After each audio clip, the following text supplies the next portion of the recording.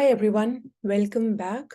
So in the previous two lessons, we have discussed about the concept of multiplier and the concept of accelerator. And in today's class, we will discuss about the concept of super multiplier.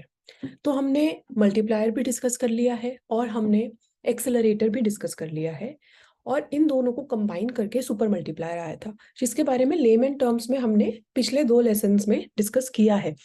So last lesson का जो concluding था वो super multiplier पे था कि हमने discuss कर लिया अच्छा ये होता है। आज हम उसके बारे में फॉर्मल डेफिनेशन, एक formal understanding as well as the formula we will discuss.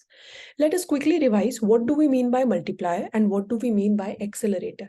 So multiplier हमने डिस्कस किया था। मल्टीप्लायर मीन्स कि जब भी हमारा कुछ इनिशियल चेंज होता है, से हम लोगों का इन टर्म्स ऑफ हम कंजम्पशन ज्यादा कर रहे हैं, हमारा इन्वेस्टमेंट ज्यादा हो रहा है, हमारा गवर्नमेंट एक्सपेंडिचर ज्यादा हो रहा है, तो उसका अल्टीमेट इफेक्ट हमारी इनकम पे कितना आता है। जब भी हमारी इन्वेस्टमेंट इंक्रीज होती है या जब भी हमारी गवर्नमेंट एक्सपेंडिचर इंक्रीज होता है तो मल्टीप्लायर टाइम्स हम लोगों का इनकम या जीडीपी इंक्रीज होता है। इसको हम बोलते हैं मल्टीप्लायर, जिसका फॉर्मूला है k is equal to 1 divided by 1 minus MPC. Then we discussed about the principle of acceleration, जिसमें हमने दो वर्जन डिस्कस किए थे। One was of Clark version, Clark Samuelson, and the other is Hicks version. तो Clark Samuelson basically ये बोलते हैं कि जब भी हमारा चेंज होता है, for example this is we are saying that this is our Samuelson's version. So it says that accelerator coefficient is dependent upon the net change. Formula is net changes in investment divided by net change in consumption expenditure. और Hicks version भी वही बोलता है कि हमारा investment में कितना change हो रहा है with respect to change in final goods. तो इसका हमने लेमन टर्म्स में डिस्कस किया था कि क्योंकि हमारे डिमांड चेंज हो रही है फाइनल गुड्स की, उसकी वजह से इन्वेस्टमेंट ज्यादा करते हैं प्रोड्यूसर्स, ताकि वो प्रोड्यूस कर पाए, उस जो इंक्रीज डिमांड है उसको मीट कर पाए। और जब वो इन्वेस्टमेंट ज्यादा करते हैं तो फिर मल्टीप्लायर टाइम्स हमारी इनकम इंक्रीज होती है। तो इस पूरे कॉन्सेप्ट में हमारा इन्वेस्टमेंट और multiplier as well as accelerator दोनों चीजें इंक्लूड होती हैं। इसको हम बोलते हैं super multiplier. Let us now formally start with what is super multiplier. So we say Higgs has combined the multiplier and the accelerator in order to measure the total effect of initial investment on income. अगर हमें ये सारे process के बारे में समझना है कि अगर हम लोगों की इनिशियली सपोज कैपिटल गुड्स की डिमांड इंक्रीज हुई जिसकी वजह से इन्वेस्टमेंट इंक्रीज हुई, उस इन्वेस्टमेंट के इंक्रीज होने की वजह से हमारा इनकम इंक्रीज हुआ, तो इस पूरे प्रोसेस में फाइनली हमारा कितना multiplier times increase in income हुआ है या इंक्रीज इन जीडीपी हुआ है, वो हम सुपर मल्टीप्लायर के कंसेप्ट से समझ सकते हैं। So this is called super multiplier or the leverage effect, which may lead the economy to very high or very low level of income propagation. अगर हमारा सपोज लो लेवल, हम क्यों बोल रहे हैं, सपोज वी आर सेइंग कि initially हम लोगों का जो कैपिटल गुड्स है उसका डिमांड इंक्रीज होता है जिसकी वजह से इन्वेस्टमेंट इंक्रीज होता है और इसकी वजह से फाइनली इनकम इंक्रीज होता है। तो हमारे इस प्रोसेस को तो हम मल्टीप्लायर बोलते हैं और इस प्रोसेस को हम एक्सेलरेटर बोलते हैं, जिसके हमने इंडिविजुअल फॉर्मूले डिस्कस किए।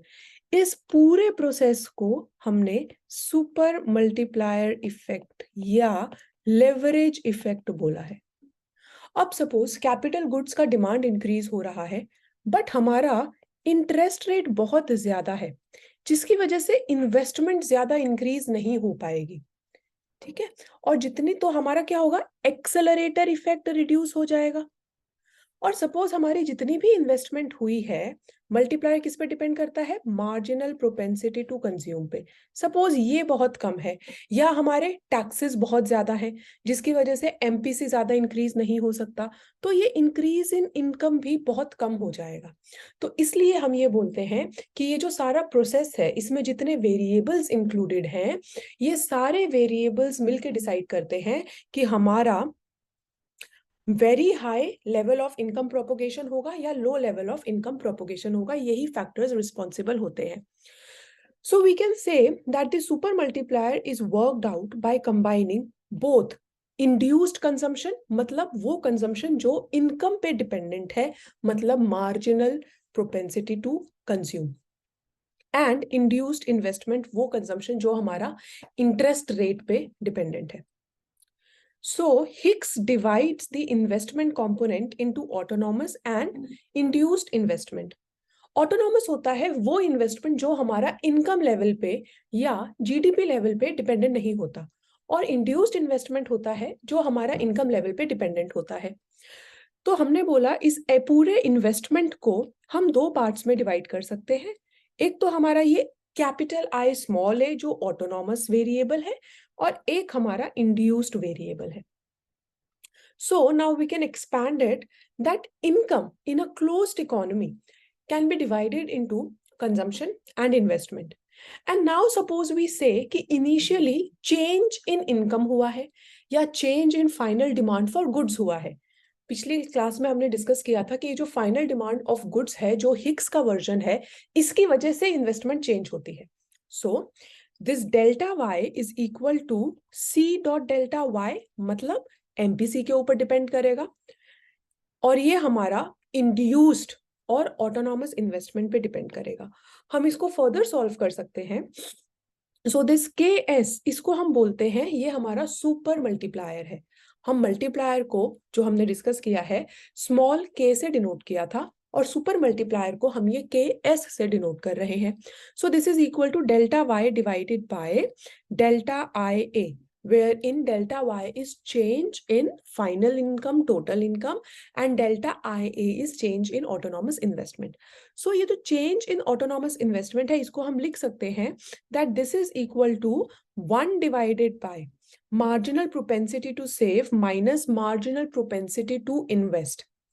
And हमारा S क्या होता है? S saving is MPS is equal to 1 minus MPC. Remember we have discussed that MPC plus MPS is equal to 1. So यहाँ पे हमने ये 1 minus C किया, 1 minus C minus R.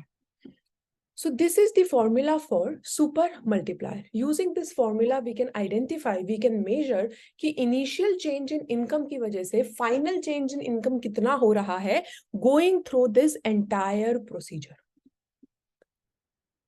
So we can say that the super multiplier tells us that if there is an initial increase in autonomous investment, income will increase by ks times, that is super multiplier times the autonomous investment. So we can write super multiplier in general form as delta y is equal to 1 divided by 1 minus c minus marginal propensity to investment into delta ia. So this we can write that this is our super multiplier. So now our all three concepts are clear, that is multiplier, accelerator. Accelerator के हमने दो versions discuss किए थे, Hicks version and Clark or Samuelson version, and we have discussed about super multiplier, which is the combination of multiplier and accelerator. So I hope all these three things are clear to you. The PDF of super multiplier, as you guys always request, I will upload the PDF in the PDF Google Drive link in the description. Also, there will be playlist link so that you can see various other lessons that have already been uploaded and that will be uploaded. And there will also be a Telegram channel, so you can join that, where I can provide you various types of notes. All the best for your preparation. Take care.